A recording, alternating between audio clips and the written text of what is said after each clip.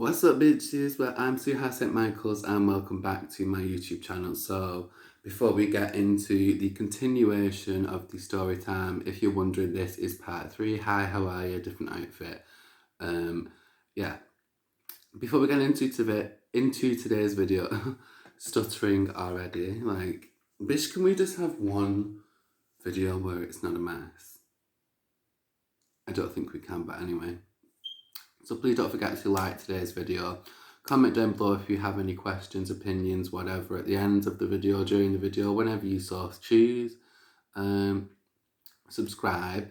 You have the option to turn on your notifications bell. If you choose to do that, you can also choose between the options of turning on your bell to notify you for personalised videos, so videos that you like to watch on my channel, whether that be story times or ASMRs. Or you can click the all, which will just recommend you and suggest you and notify you of all of my videos. So, before I get on to today's video, I just want to say that the only reason I want to skip straight ahead into part 3 is because I don't feel like, when I was editing this back the other night, I don't feel like I had anything to come and add in extra. I'm pretty happy with how everything is so far. And as always, I'm going to try and keep the editing down to a minimal, but I don't want it to drag on. Because last time, I was recording for like 3 hours, 15 minutes, something like that, something ridiculous.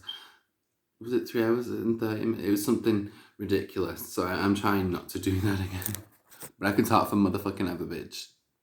And there's a lot of stuff that's been left out, like I've said, there's a lot of details, and there's a lot of things like, I want to come and get your rundown, like, the fuck? So, as I was saying prior, Dee Dee was the main cause of a lot of drama within our friendship group, and Dee Dee also had a problem with Joe, she had a problem with K-Bob, she had a problem with Alice, she even had a problem with Quiet Girl. So it's like she had a problem with everybody in her immediate friendship group at that time, but wasn't telling none of us to our faces. So anyway, moving on, I want to talk about the night before the first jump happened and what happened and what Jo knew that she again hasn't told anybody publicly, but I have proof of her knowing because screenshots. So the night before, like I said, I was hospitalised. I'd just gotten out of the hospital. Like the morning of the party, I'd just gotten out of hospital. I spent the night prior in hospital, couldn't leave the ward, was on suicide watch, like monitored constantly. Like, I mean, literally like every 30 minutes it was someone coming, like waking you up, checking on you, like a nurse, and she's like, how you doing? Let's check you, the little tests they do. So when I got discharged, I forgot if I talked about this already, but before I got discharged, my foster sister came and sat down, and she was basically trying to tell me she wasn't willing to, nor was she prepared to put up with my ill treatment of her father, but really it was the other way around, but whatever. So it was a very silent car journey home. Like I said, from Wigan to Haywood in Bury is, I want to say 40-45 minutes on a good day, and then on a bad day, especially if you set off during like rush hour, yeah, about an hour and a half to like 2 hours. There was one time we actually went, I'm gonna skip talking about that so I don't go off track, but I was pretty much just gonna say that there was one time me and my foster dad, we were setting off to go to school. Like, I used to have to get up for school at like 6 in the morning because Haywood, and that 6 hour traffic, not 6 hours, 6 a.m. traffic, it would have, if I got up any later, I would have been late for school like every day. So I had no option but to get up at 6. And there was one day that the traffic was so bad, within 2 hours, we hadn't even gone a mile. That's how bad the traffic was. So we had to get out the car and go and phone school because my foster dad left his phone at home. So we had to phone school, and we were like, we're going to be late, da, da, da. Anyway, that story's over and done with. I'm trying not to yap on. So I told Joe when I got out of the hospital, basically what happened was when I got home, I had a shower, changed my clothes, and I got into bed. And I was basically just chilling, like, I always find it hard to adjust at first when I come out, well, or when I used to come out of being sectioned. I found it pretty hard to adjust back into like my life, the reality, that situation, being physically in a place that makes me depressed, i.e., the foster placement made me incredibly depressed. I was miserable. Like, when I tell you, I was like, bitch, I was miserable in this foster placement. I was miserable. Alienation. Uh, I would come down, nobody would say hello, hi, nobody would acknowledge me, nobody would talk to me. My foster carers didn't like me. Like I said, if you want me to do a future story time on that, because that was a whole fucking situation that, yeah, that was a messy situation. But if you want me to do a story time on that, I will. I didn't have any friends in the Bury area, in the Haywood area. I didn't know nobody. So I wasn't going out, I wasn't talking to anybody. I was actually put on what you call a phone restriction. And what a phone restriction is, basically the social services have the power to like take your phone. So say if you go and buy your phone, like if you go and buy your own mobile phone and you're using it, they still have parental rights. So they can still come and take your phone when they want to. It happened in both placements. It's called not a phone restriction, it's called like a technology restriction, something like that. So it was like 8 o'clock when I would go to bed at first. When I first moved in with the second set of foster carers, I'd go to bed at 8 and they'd come and take my phone. And then it got earlier and earlier that they'd come and take my phone. So I was very limited as to when I could talk to my friends, i.e., talk to Joe, talk to Dee Dee, talk to Alice now and again, talk to K-Bob now and again. I never really spoke to Quiet Girl. Like I said, it's like, it's no disrespect to Quiet Girl. It's just like, she's not my cup of tea. I'm not her cup of tea. It is what it is. Not everybody's gonna like you. That's why we have what we call diversity in this world, and the freedom of one's own opinion and the freedom to express one's own opinion and form one's own opinion, to each his own. You are your own person. Like, if you don't like me, I'm not going to kiss your ass and be like, oh, why don't you like me? I'm going to be like, bitch, fuck you, I'm going to do what I want to do. Just don't play around with me. Like, don't disrespect me. Like, you keep it cordial and cool and nice with me, I can do the same in return. That's cool. Like, but you're not going to walk around this bitch disrespecting me. No, not happening. So I told Joe what was going on. Me being sectioned, my self-harm, my suicide attempt, my foster situation at home in general. So she knew all about it. She knew A, I wasn't in the right state of mind to be attending no party. B, she knew that I didn't want to. C, she knew that I couldn't afford to, because like, I'm that kind of person. Like, if you invite me to a party and I can't, like, what we used to all do was like, we would all chuck in and buy drinks. But like I said, with the pocket money situation, my foster carers were taking my pocket money, so I never got any kind of money. So I'm that kind of person. If you invite me to a party and I can't provide any drinks, I can't chuck in, I can't contribute, then I don't want to like help myself. Like, you'll never catch me helping myself. Like, no. Even like example, when the first party I mentioned that I went to in the summer of year 10, I didn't go and grab my own drinks. Like I said, I would finish a can and then there'd just be another one there, like put right where I'd just like put my empty can and gone and put it in the bin. There'd be a fresh can right there.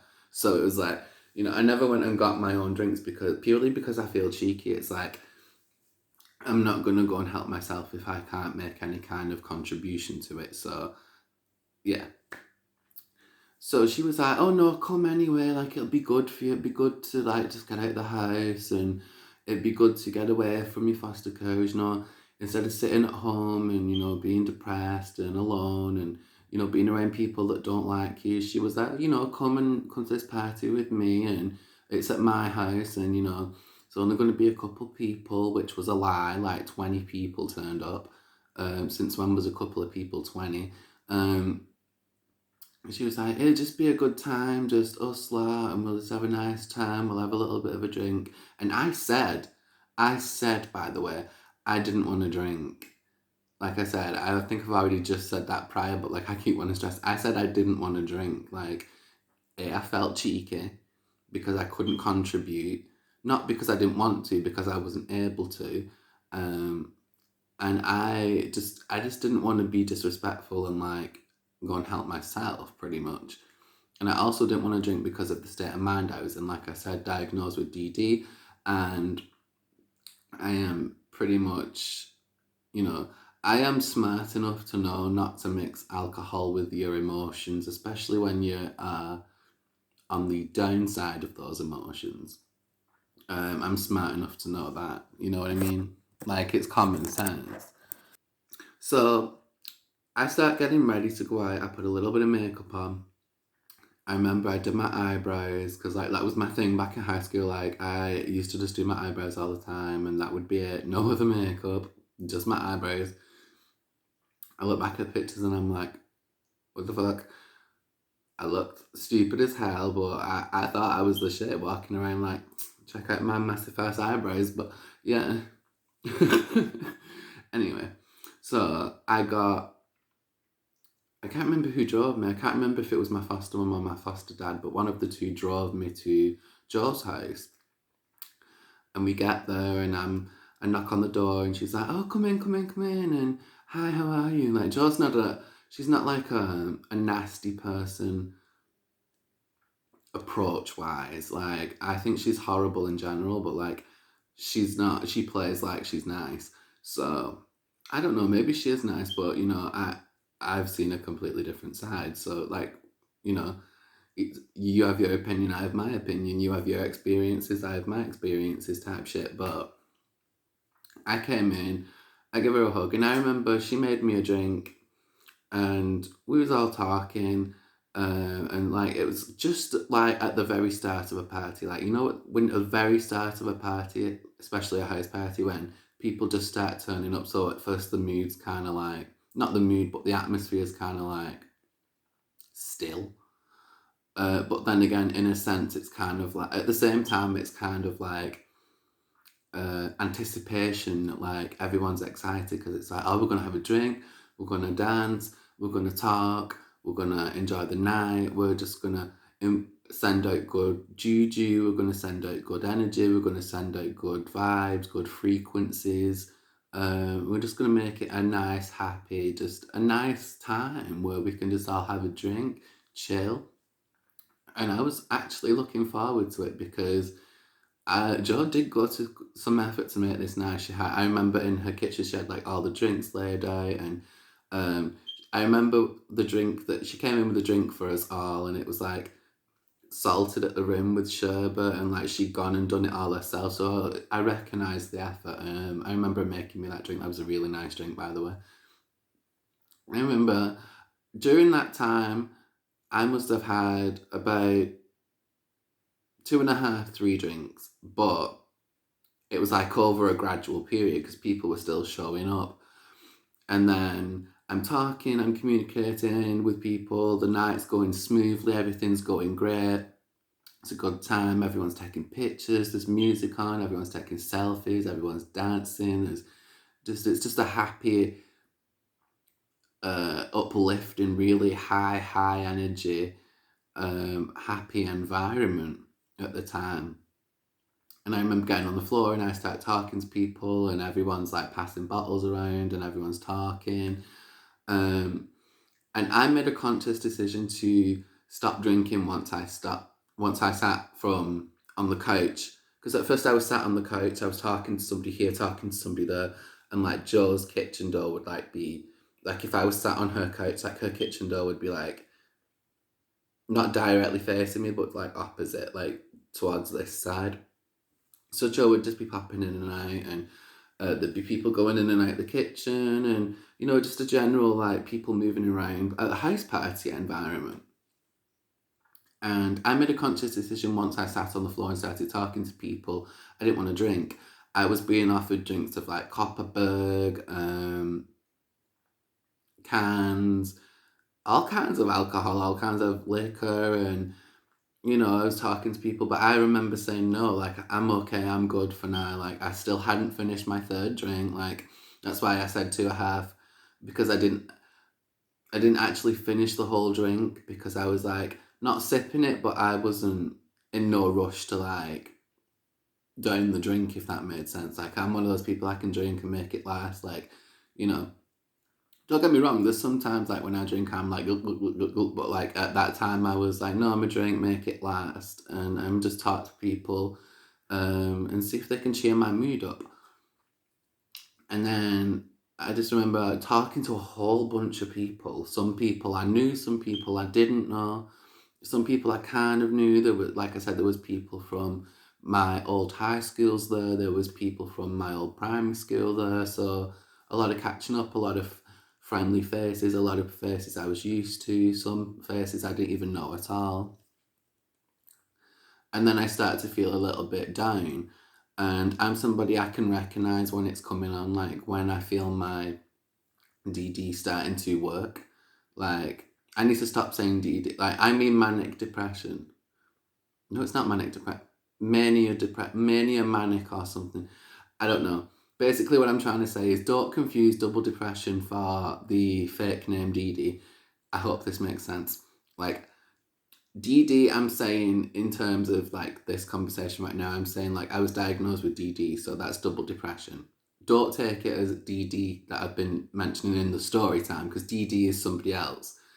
DD is a person and this DD is a condition. I don't know if it makes sense. It makes sense. If it doesn't, it doesn't. And I've made myself forget where I was up to. Right, okay, so I started feeling down. And prior to me going to Jaws, like arriving there, she said to me, if you're feeling like emotional or anything, you need to take 5 minutes. You can go up to my bedroom, close my door, and just have 5 minutes to yourself. Or you can go into my bathroom, have 5 minutes to yourself. She's like, I don't mind. I was like, thanks, girl. Like, I appreciate it. Like, oh, you're such a good friend. Like, what would I do without you? Like, just I was like, thank you. Like, so I took myself upstairs and I was like, just feeling like teary eyed. Like, sometimes with DD, it's hard, like, with double depression, sorry, it's hard that, like, sometimes emotions just overcome you and you just can't control it. And sometimes when a mood comes on, you can't control it. It's just, it feels like you're being weighed down. So I got up the stairs, like I was putting on this act like I was okay, like smiling. I had people saying, hi, how are you? Like people still like talking to me, like people like, do you want to drink? Do you want to drink? I'm like, no, thank you. Like I'm trying to go upstairs. But I'm putting on like a smile and like pretending I'm okay. And I opened Jolene's bathroom door. And I don't know how I didn't click onto this sooner, but there was actually people in the bathroom and I thought there wasn't anybody in the bathroom. So I walked into the bathroom, started crying, didn't realise that K-Bob was there and Joe was there. I think Alice was there. This is the problem. I can't remember if Alice was there or not. I just can't remember. Like, I can't remember where Alice was most of the time. But I look and I'm like, oh my god, I see K-Bob looking at me and she's looking at me like, when like you're crying and like somebody catches you crying and you're not expecting it, so you give them that look and they give you that, you give them the look of like, oh my god, this bitch is seeing me crying, and they're looking at you like, why are you crying? And then I look over and Joe's on the toilet taking a dump. Girl, we've all been there, so that's no worries. We all shit, everyone's normal. So I was like, I was talking to Joe. Joe was a little bit tipsy at this point, and she was on about this pizza she had earlier. It was like, I think it was a Chicago time. She was like, oh, I just wanted something quick. I didn't want much on my stomach. I just wanted something quick. And she was like, I'll walk it off later. It's no biggie. So I think Alice was there. I remember K Bob and Alice and Joe taking me to Joe's room, and I just sat down. We had a little talk. And I was like, it's just like, they were like, what's going on? I was like, it's just my situation at home is pissing me off. My foster family are stressing me out.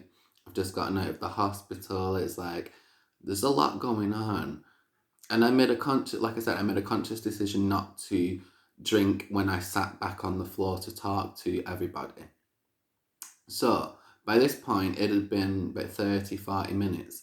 So obviously, I had a little cry, and you have your girl talk. So I was like, I could do with a drink, like, not a big drink, I don't want nothing strong, but just a little something. So this girl comes up. Um, we're just going to call her E. This girl comes up and she comes in and she's like basically trying to get the gossip, like, because she come in and she saw me crying and I don't think anybody else noticed, but she looked right at me and I just could see by her face, like, she had that look that was like, let me get in there and find out what the gossip is, that kind of look. And I just remember thinking, oh fuck, like, here we go. I'm trying to have a moment with my girls, because like I said, I considered Jolene, K Bob and Alice like people I was friends with in that group. Like I said, me and Quiet Girl, we were cordial, but we weren't friends. Like, I'm completely certain I'm not her cup of tea, and she's not my cup of tea. Like, I've already said that. Like, so what's the problem? Like, we just two people that don't mix, but not in a bad way. Like, there's no beef. It's just we don't mix. Like, I find her very boring. She might find me very over the top. You know what I mean? So I just think that it's that kind of personality. She's more on the quiet side. I'm more like, boom, bitch, I'm here. You know what I mean? That's like me. Two different personalities. Um, and Dee I already told Dee I was like, I don't know, like, you're giving me a vibe that I don't want you around me like that. Or if you're going to be around me, like, I'm going to watch you. Like, there's a very two-faced vibe that, like, I could smell that shit. Like, I could see, like, she not a real one. Like, I couldn't quite put my finger on it. Bear this in mind, this is going to come into context a lot later on. In like part 4 or 5, maybe part 6, it'll come into context in. But I didn't know what K-Bob meant or what Alice meant. Joe never ever, I just want to say, if Dee is watching this video, Joe never talked about you to me, and I never talked about you to Joe. Me and Joe never said anything about you behind your back. Me and Joe are very much similar in the sense of we can say what we need to say to your face. Like, we don't need to be saying it behind your back. Like, bitch are not that important for me and Joe to sit around all day and start talking about. Like, stop it off. So I just let Dee know, like, I'm not really fucking with you like that. My bitches Joe, K-Bob, and Alice. You know what I'm saying? So anyway, E comes in the room and she obviously, that's what I liked about being friends with Joe, K-Bob and Alice, was like, even when E come in and she was like trying to get the gossip, Joe didn't tell her what was going on, because Joe respected the fact like it was between us. K-Bob didn't say anything. Alice didn't say anything. So E was just kind of stood there for a second looking a little, it was a little bit awkward. It was only for like a split second, but she was kind of like, what do I do with myself? Like, where do I go? So we start talking anyway, and we like invited to come and sit down with us because we're not ignorant. So, we wasn't ignorant, and we was talking, and I forgot who said something funny. I'm sure K-Bob said something, and everybody just started laughing, and it really like helped cheer the mood up. Like, it put that positive juju out there again. It made the frequency increase. It made the vibrations increase. It made the happy energy increase, and it made the sadness in me decrease. So I felt happy. Well, happier. I didn't just instantly feel happy, but I felt happier after having my little girl talk, and then K-Bob saying something and it making everybody laugh. It just, endorphins. So I said, I remember the drink that I'd brung up to Joe's room at first was empty. Or empty-ish. Like I said, I had 2.5, 3 drinks by this point. but no more than 3 drinks. I know this for a fact. No more than 3 drinks, because Joe didn't make more than 3 drinks to give out to everybody. Because in the end, it was like after 3 drinks, that's when she said, everybody just go and get your own. Or if you bring your own, like, do you mind putting it on the kitchen table so we can all share? And everybody was like, okay, cool. So we did it like that. And I passed my cup to E and I said to her, can you go downstairs and can you make me a drink? No, she took 20 minutes to go and make me this drink. And I know because, like I said, I had my phone. Like when I go out, like in foster care, when you go out, you are allowed to be you can either be provided with a phone, which is like a cheap phone, or you can, if you've got your own phone, you can use that. But they want you to keep in contact with them when they're out. So I remember checking the time, and it took this girl 20 minutes to make me a drink. And I'm thinking, is she like just talking to other people in the party? I'm thinking, is she like, I don't know, is she having a dance? I don't know, is she distracted? What's going on? Like, what's taking so long to make it? Like, Jolene's house is not that big. Like, Jolene's house is just like an average size house. Like, you know, like, what's taking you 20 minutes to make me a drink? So, I remember Joe had left the room. Alice had left the room. It was me and Kay Bob, and it was me and somebody else. I can't remember who it was. I think it was a guy. I can't remember who it was. And a couple other people were in the room. And he come up with a drink eventually. And I thought it was Coca-Cola. It was black. It was literally a black drink. I thought, this is Coca-Cola. At the most, I thought it's Coca-Cola and vodka. And I sat it down on Jolene's, like, at the side of Jolene's bed. She had like a side table. I sat my cup down there next to Joe's alarm clock. And he went back downstairs. She shot straight back downstairs. It was just like stupid fast, which I find suspicious looking back at now. And Bob was like, I remember she had her arm around me and she was stroking my shoulder. She was like, you okay now? And I was like, yeah, I'm all right now. I was like, can I just have 5 minutes to myself? And everybody was like, yeah, cool, not a problem. So I can't remember if Joe was in the room at that point, but I don't know. Somebody must have told her, because she did end up coming in the room a little bit later on, but I can't remember if it was Joe that said, okay, you can have 5 minutes on your own, or if it was Kate Bob. It was one of the two. So everybody left. I had 5 minutes on my own. And I look at this drink that he made me, and when I tell you I did not take a big mouthful, I took half a mouthful of this drink. And I'm like, I remember thinking, like, you know, when you get that aftertaste, the stutter. When you get the aftertaste from alcohol, I'm trying not to stutter, and it's like that, it leaves that nasty taste in your mouth, and you go like that, like, ugh, that kind of taste. I was like, what the fuck is this? I'm like, I've never drank no kind of drink that tastes like this. I'm like, the fuck? So I sit it down, and then I'm like, just, you know, taking my time, having my woosah, having like 5-10 minutes to myself. And then I start to get stomach pains. And I'm like, they come so out of the blue, so random. It was just like, I was fine, chilling, trying to just get myself to my happy place. And then all of a sudden, I've got stomachache. And it's getting worse. Not only is it getting worse, it is getting worse really fast. And I mean really fast.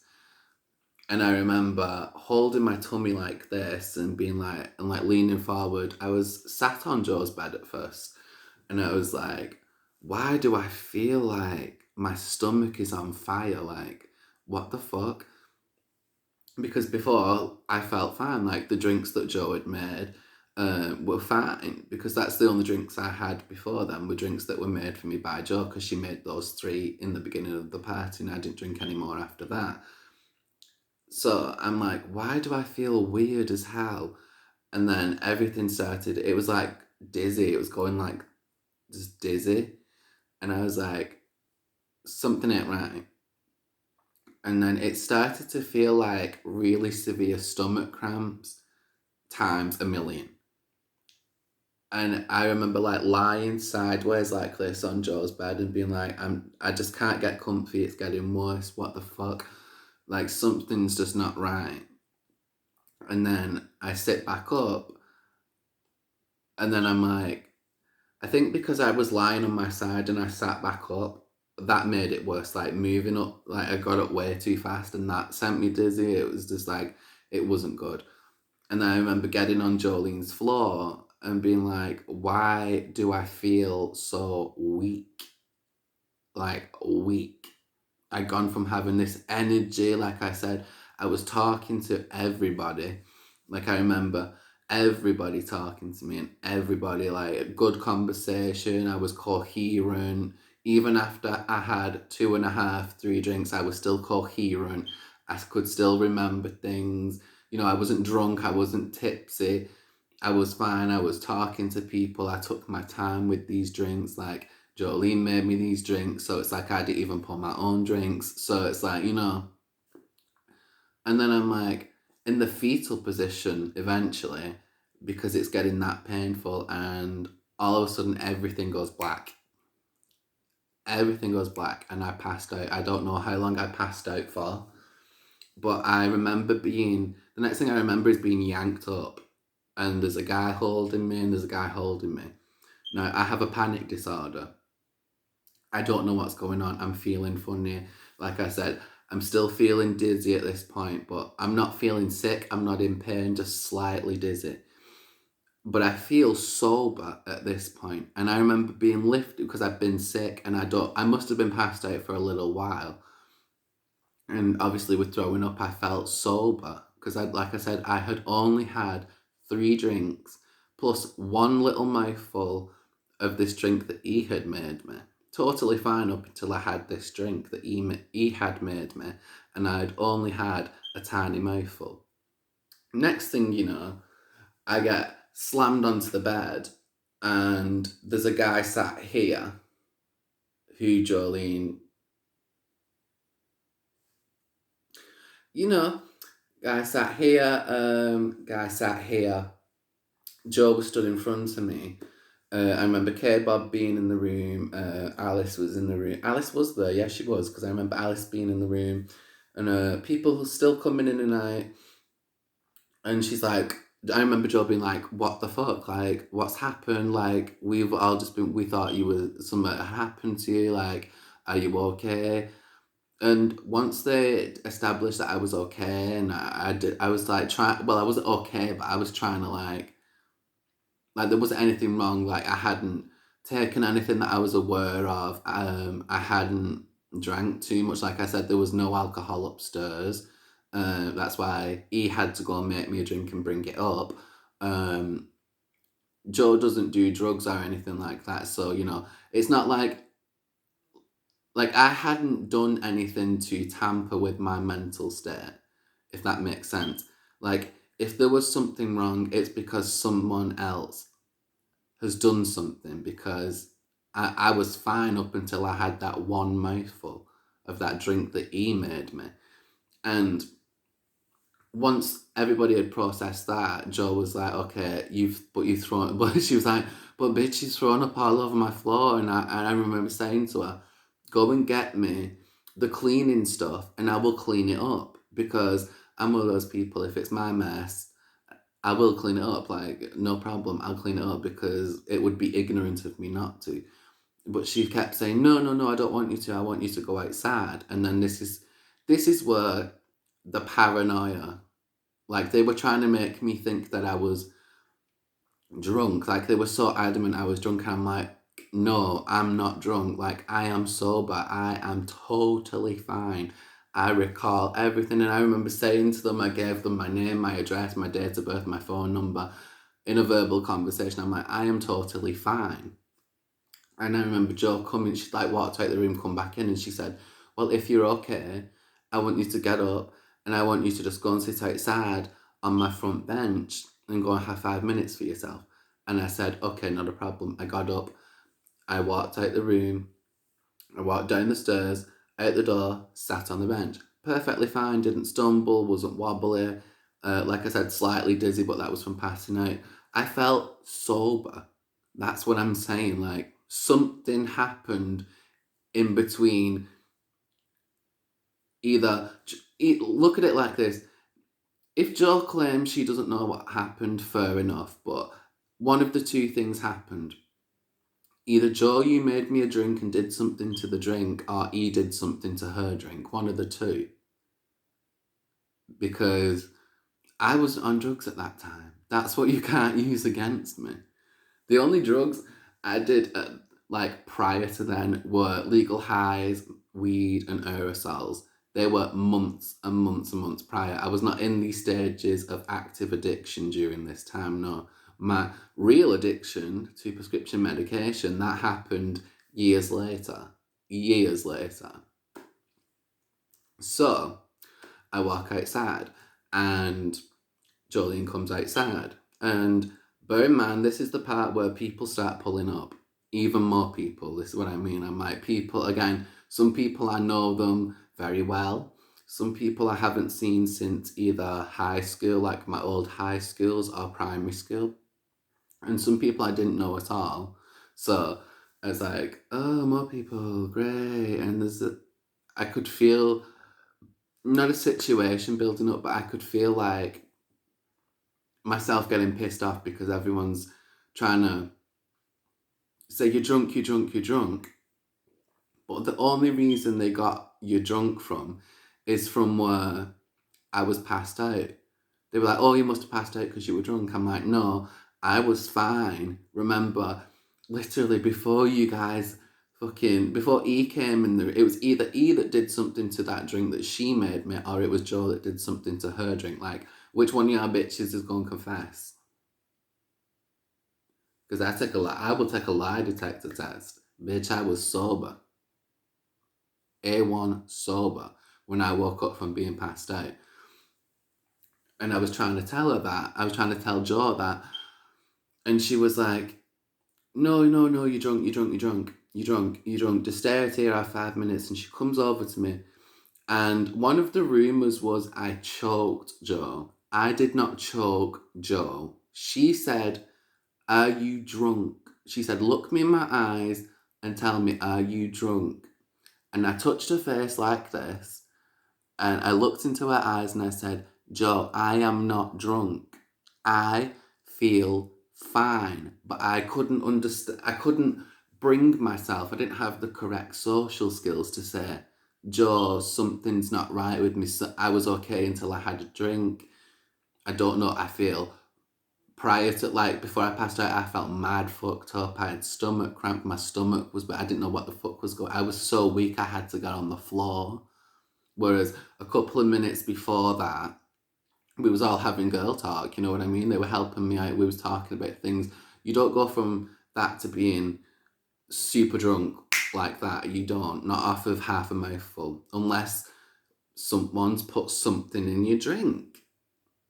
That's the only way that I can think of that would make alcohol have that kind of effect on you. I don't even know if that makes sense, because what I'm trying to say is you don't have a mouthful of alcohol and you're on the floor in the fetal position passed out. It just doesn't happen like that. But what you can end up on the floor from, in the fetal position from, passed out from, is somebody tampering with your drink. Now, I am about to put an accusation out there. Don't know which one of you it is, but it's one of you. It was either Jo that did it. It was either Jo's drink, the very last drink that she made me. Either she did something to that drink, or it was the drink that E made me. And I believe, personally, it was the drink E made me. Because by the time I'd gone up to Jo's room, I had drank, like I said, like half of the third drink. So I was nearly finished with it. So if Jo had done anything to that drink, or if she'd give it to me and somebody had slipped something in it and I hadn't realised, I would have already felt that effect, you know what I mean? But no. But when he went and made me a drink, it only took a couple of minutes, but it was horrible. It was like I could feel it kicking into my system.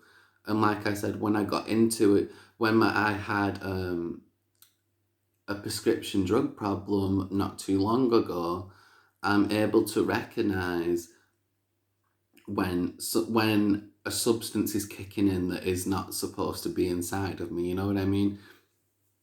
that's how I've come to that conclusion, because it's like I've lived through addiction myself, and it's like some kind of medication or like a roofie or something must have been put in that drink. Must have, like, because alcohol just don't do that to you. You don't just have literally half a mouthful of alcohol and end up on the floor in the fetal position, passed out, been sick on yourself. So everybody starts coming out sad. And at this point, I'm getting pissed off because everybody's trying to tell me I'm drunk, and I know for a fact I'm not. Everything that they were giving me, like little tests, like what's your name,